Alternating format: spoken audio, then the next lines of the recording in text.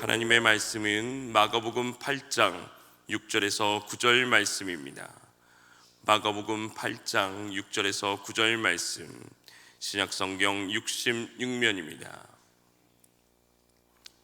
마가복음 8장 6절에서 9절 말씀을 함께 읽겠습니다. 예수께서 무리를 명하여 땅에 앉게 하시고 떡 7개를 가지사 축사하시고 떼어 제자들에게 주어 나누어 주게 하시니 제자들이 무리에게 나누어 주더라.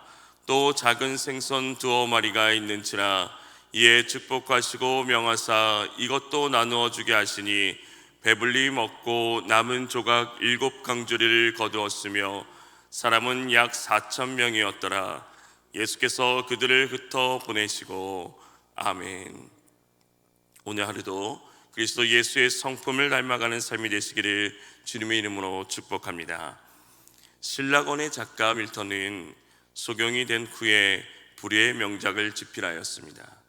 그가 소경이 되었을 때 이렇게 감사를 드렸습니다. 육의 눈은 어두워 보지 못하지만 그 대신 영의 눈을 뜨게 되었으니 감사합니다. 이러한 감사의 마음은 그가 눈을 뜨고 있을 때보다 더 풍성한 영감을 얻었으므로 신라권과 같은 위대한 작품을 쓸 수 있었습니다. 오늘 말씀에서는 예수님의 감사 기도의 내용이 나옵니다. 예수님께서 가시는 곳에는 수많은 무리들이 따랐습니다. 예수님의 말씀을 듣고자 하는 이들도 있었고 예수님을 통해 병든 몸을 낫고자 하는 일도 있었습니다. 무엇인가를 얻고자 하는 일도 있었습니다. 그러던 어느 날 큰 무리가 예수님과 함께 말씀을 듣기 위해 모였습니다. 시간이 지나자 그들에게 배고픔이 찾아옵니다. 그러나 그들에게는 먹을 것이 없었습니다. 예수님께서는 제자를 불러 말씀하십니다. 저 무리가 나와 함께 있은 지가 벌써 사흘이나 되었는데 먹을 것이 없으니 가엾다. 내가 그들을 굶은 채로 집으로 돌려보내면 길에서 쓰러질 것이다. 더구나 그 가운데에서는 먼 데서 온 사람들도 있다라고 말씀합니다. 그러나 제자들은 이 빈들에서 어느 누가 무슨 수로 이 모든 사람이 먹을 빵을 장만할 수 있겠습니까? 가진 것이라고는 빵 7개가 전부입니다라고 말합니다. 이때 예수님께서는 말씀을 듣기 위해 모여있던 4,000명이나 되는 사람들에게 무엇을 하였습니까? 오늘 우리가 함께 읽었던 말씀 6절과 7절 말씀을 다시 한번 보면 예수께서 무리를 명하여 땅에 앉게 하시고 떡 7개를 가지사 축사하시고 떼어 제자들에게 주어 나누어 주게 하시니 제자들이 무리에게 나누어 주더라. 또 작은 생선 2마리가 있는지라 이에 축복하시고 명하사 이것도 나누어 주게 하시니 제자들이 가져온 떡과 생선이 대해 예수님은 그것이 많다 적다 등의 말씀을 전혀 하지 않았습니다. 제자들에게 혹시 더 있냐라고 묻지도 않으셨습니다. 곧바로 무리들을 먹일 준비를 하십니다. 예수님에게 있어서 양은 아무런 문제가 되지 않습니다. 하나님의 아들 성자 예수님께서는 무에서 유를 만드신 창조주이십니다. 그런 예수님께서 제자들에게 무리를 앉게 하십니다. 그리고 무엇을 하십니까? 예수님께서는 무리들에게 떡을 떼 주기에 앞서 먼저 7개의 떡을 가지고 축사하셨습니다. 축사란 말은 감사하다 혹은 감사하는 마음을 가지다는 의미입니다. 당시 일상 식사의 기도를 위해서 자연스럽게 사용되었던 말입니다. 예수님께서 사람들에게 음식을 나누기 전에 떡과 생선을 가지고 축사한 것이 무엇을 의미하겠습니까? 바로 예수님께서 떡을 가지사 감사 기도를 하셨다는 말입니다. 예수님께서는 단순히 축복 기도를 하신 것이 아닙니다. 음식을 주신 하나님께 감사의 기도를 드리는 것입니다. 그 은혜를 잊지 않고 기억하며 감사하셨습니다. 예수님은 음식을 나누기 전에 기도하셨음을 성경은 기록하고 있습니다. 마지막 성찬 때에도 주님은 감사의 기도를 드린 후에 떡과 잔을 나누셨습니다. 감사는 예수님의 일상적인 삶이었습니다. 우리의 일반적인 기도 가운데 일용할 양식을 위하여 기도하지 않습니까? 왜 끼 때마다 반복되는 식사 기도는 반드시 형식적으로 해야 하냐고 반문하고 들고 있는 사람들도 있습니다. 그러나 우리의 삶은 일상적인 것을 무시하면 특별한 상황 속에서도 무시하게 됩니다. 식사 전에 기도하는 것이 뭐 대단한 믿음이냐고 생각하는 분도 계십니다. 그러나 주어진 음식 앞에서 감사의 기도를 드린다는 것은 모든 것이 하나님께로부터 왔다는 것을 인정하는 것입니다. 이러한 예수님의 진정한 감사는 놀라운 기적으로 이루어졌습니다. 성인 남자만 해도 4,000명이나 되는 그야말로 엄청난 숫자였습니다. 그런데 예수님 앞에 놓여있는 떡은 겨우 7개입니다. 한 사람의 한 끼 식사 분량에 해당하는 매우 초라한 양이었습니다. 적은 양의 떡과 생선으로 엄청난 기적을 일으키십니다. 떡 7개와 작은 생선 2마리로 4,000명이나 되는 사람들을 배불리 먹이시고 7강준이나 되는 적지 않은 양의 음식도 남도록 역사하셨습니다. 이 말씀을 볼 때 예수님이시니까 당연하다고 생각할 수 있습니다. 감사의 기도가 없이도 주님은 충분히 기적을 일으키시는 분이십니다. 그러나 주님은 하나님이 공급해 주신 그 음식을 가지고 먼저 감사하셨습니다. 평범한 사람이 보기에는 초라하기 그지없는 그 떡 몇 조각이 지금 하나님의 아들 예수님 앞에 놓여 있습니다. 하지만 예수님은 그 떡을 가지고 하나님 앞에 이 음식을 주신 것에 대하여 감사하고 있습니다. 한 걸음 더 나아가 감사뿐만 아니라 즐거운 마음으로 하나님께 찬양까지 드렸습니다. 이러한 감사는 기적과 복을 가져옵니다. 스펄전 목사님은 한 자루의 촛불로 인하여 감사하는 자에게는 별빛을 주시고, 별빛을 감사하는 자에게는 달빛을 주시고, 달빛을 감사하는 자에게는 햇빛을 주시고, 햇빛을 감사하는 자에게 햇빛이 없는 천국을 주신다고 말합니다. 성경에 나타난 감사의 사람을 생각하면 다윗일 것입니다.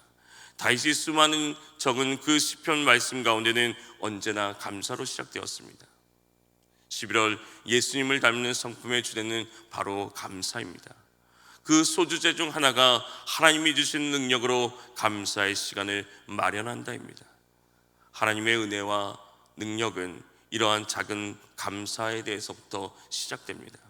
대다수의 사람들은 사실 자기의 것은 이 세상에 아무것도 없으면서 크고 대단한 것이 아니면 눈길조차 돌리지 않을 때가 많습니다. 선물도 크고 화려한 것이 아니면 감사보다는 불평을 늘어놓습니다. 은혜 역시 남들이 보기에 부러워할 만큼 분량이 아니면 도무지 만족할 줄을 모릅니다. 이러한 사람에게 하나님의 은혜가 은혜로 여기지 않기에 감사가 나올 수 없습니다. 성경은 이렇게 말씀합니다. 감사로 제사를 드리는 자가 나를 영화롭게 하나니 그의 행위를 옳게 하는 자에게 내가 하나님의 구원을 보리이다. 모든 일에 언제나 우리 주 예수 그리스도의 이름으로 하나님 아버지께 감사를 드리라고 말씀합니다. 우리가 진정 하나님의 자녀로 살아가고자 한다면, 진정으로 하나님의 은혜를 체험하고자 한다면 지극히 작은 거에 대해서도 감사하시던 주님의 모습을 배워야 합니다. 그리고 부스러기와 같은 은혜라도 감사할 수 있는 시간을 가져야 합니다. 기적이 감사를 낳는 것이 아니라 감사가 기적을 낳는 것입니다. 오늘 저와 여러분의 입술에서 이런 감사의 고백이 나왔으면 좋겠습니다. 오늘을 살게 하심을 감사합니다. 우리를 만나게 하심을 감사합니다. 예수 믿게 하심을 감사합니다. 북소원교회 성도가 되게 하심을 감사합니다. 송명희 시인은 1급 지체장애의 몸을 가지고도 남이 갖지 못한 예수 그리스도를 모신 것을 감사했습니다. 레나 마리아는 손과 한 발이 불편함에도 아름다운 목소리로 하나님을 찬양했습니다. 사도 바울 역시 간절히 낫기 원하는 그 병이 있었지만은 간절히 기도했지만 고쳐주시지 않고 육체의 가시를 그대로 두신 하나님께 감사했습니다. 무엇을 감사해야겠습니까? 잘된 일만 감사해야 되겠습니까? 잘되지 못한 일도 감사할 수 있어야 됩니다. 장미꽃만 감사합니까? 장미꽃에 가시도 감사해야 됩니다. 오늘 내가 존재하며 살아가는 것을 감사해야 됩니다. 새벽에 눈을 떠서 열심히 일하며 살 수 있는 또 한 날 주심을 감사해야 됩니다. 탈무드에는 세상에서 가장 현명한 사람은 배우는 사람이며 세상에서 가장 강한 사람은 자기를 이기는 사람이며 세상에서 가장 행복한 사람은 범사에 감사하는 사람이라고 말합니다. 감사는 축복의 길입니다. 사랑하는 성도 여러분, 감사하는 시간을 마련한다는 것은 감사의 기도를 드리기 위해 준비하는 것입니다. 예수님께서는 음식을 주신 하나님께 감사하는 시간을 만들어서 감사의 기도를 드렸습니다. 오늘 우리 자신이 하나님께 드려야 하는 감사의 기도가 무엇입니까? 언제나 작은 것에도 감사의 시간을 가지시기 바랍니다. 아무리 작은 은혜라 할지라도 항상 감사하는 마음을 잃지 않고 살아갈 때 하나님으로부터 더 큰 은혜와 능력을 체험하는 삶이 될 것입니다. 오늘 모든 일에 감사하는 삶이 되기를 주님의 이름으로 축원합니다. 하나님 아버지, 주님이 주신 은혜에 오늘도 감사하지 않고 살아갈 수 없음을 고백합니다. 모든 것이 주님께로부터 왔으며 모든 것이 주님의 뜻대로부터 주어졌다는 것을 기억하면서 주님이 주신 것 하나하나에 감사하는 시간이 되게 하옵소서. 그 은혜에 감사하며 영혼에 대한 사랑과 감심으로 복음을 전하며 나가는 그 시간마다 주님께서 복되게 인도하여 주시옵소서. 품고 기도하는 영혼이 그리스도를 만나는 귀한 역사가 되게 하여 주시옵소서. 오늘도 주님의 성품 감사를 깨달아 알기를 원합니다. 주님이 주시는 그 능력으로 온전히 살아갈 수 있도록 주님 함께하여 주시옵소서. 이 시간 간절히 기도합니다. 부르시며 나갑니다. 주님 들으시고 응답하시고 역사하여 주시옵소서. 오늘도 살아 역사하시는 그 주님을 만나게 하여 주시옵소서. 예수 그리스도 이름으로 기도합니다. 아멘. 우리 이 시간 말씀을 기억하면서 오늘 우리가 주신 은혜에 감사의 시간을 갖게 하옵소서. 우리 교회가 하나님의 선하시고 풍성한 은혜를 나누게 하옵소서. 이 세상에 감사가 회복되고 풍성한 감사로 이어지게 하옵소서. 또한 우리 새생명 감사 축제를 위해서, 한 영혼을 위해서, 우리 젊은이 청소년들을 위해, 수능을 준비하는 우리 청소년들을 위해서 우리 이 시간 간절히 주님의 이름을 부르며 기도하며 나아가겠습니다.